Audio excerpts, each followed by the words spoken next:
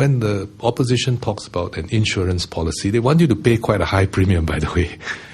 Maybe 15, 20% of the seats in Parliament is what they would consider a reasonable premium for this so-called insurance policy. And in fact, by the opposition's own admission, if you ask them, are you ready to form a government? Show me, where is your cabinet? Who is going to be? It says, no, we're not ready. So what they're actually asking to do is to pay a very high premium for a so-called insurance, which when you have to call that insurance, they can't deliver. DPM Teo Chee Hean said this in response to a Lianhe Zaobao reporter's question on Workers' Party Chairman Low Thia Khiang commenting that this is the best time for Singaporeans to buy insurance and vote for the opposition. DPM Teo's comments came at the end of the introduction of PAP's latest batch of new candidates at the PAP headquarters. The PAP unveiled its sixth batch of new candidates on Thursday afternoon. The three new faces are Mr. Lawrence Wong, with 14 years of experience in the civil service, Dr. Intan Azura Mokhtar, the first female Malay Muslim candidate, as well as Mr. David Ong, who turns 50 years old next month and is the oldest candidate introduced by the PAP so far. So how will the three candidates contribute to Singapore? Why join politics when I have been giving back to society through volunteer work? I see this as a natural extension of what I've been doing, whether it's volunteer work or my professional work as an academic. I do policy and leadership studies. We also deal in policies, but specifically in education.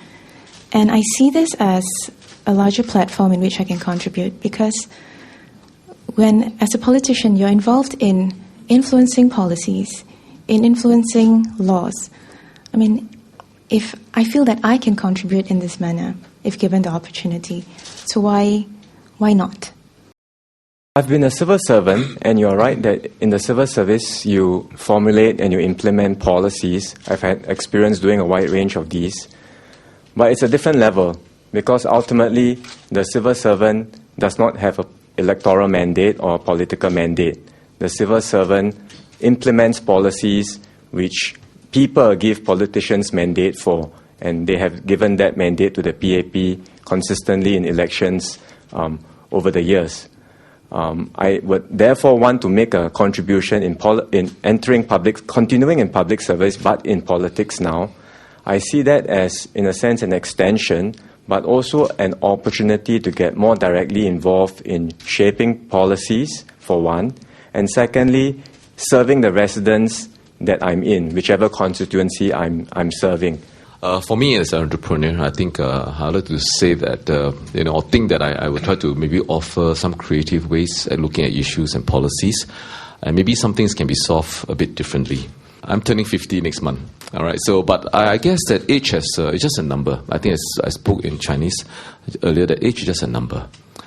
I think we should measure our youthfulness with the zest in life, with the energy, the passion, and the compassion that you have for your fellow men. I think that measures your true age. I've seen people in their 70s and they are at prime. They're still running, cycling, and living life to the fullest. And I've seen some in their 30s as well, but may not be that active. So it's not a question of what age you are, but how much you have inside you and where your heart is. I think that's important. To date, the PAP has unveiled 18 new candidates. Find out more about the new PAP candidates as they introduce themselves to the media in the following clips.